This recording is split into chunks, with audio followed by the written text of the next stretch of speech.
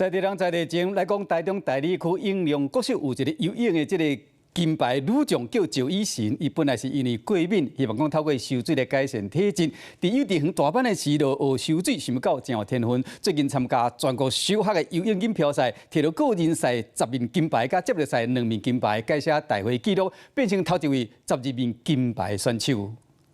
这把讲笑水过游的比赛开始，伫咧第4道的赵以晨拍拼游，最后摕到头名，嘛创下大会纪录。第一次会，其他就不会。其实刚开始就只是让他尝试，前面的成绩其实也没有很好。那后面的这些突破，我觉得应该是教练的 付出比较多。读大理区应用国小的赵以晨，这届参加全国赛，成绩是真眼目，嘛创下5项大会纪录。有企业知影这个消息，就赶紧来到学校解鼓励。20几能够获得12面金牌，所以这是我公司的产品，叫绝不低头的双层手机座。他比赛的这个得奖牌的这个照片有纪念价值，所以鼓励这个小朋友。慢慢一代一代培养我们国家栋梁社会精英原本只是想要透过游水来改善过敏，个性小可必须的赵以晨讲，家己会继续拍拼，修出好成绩。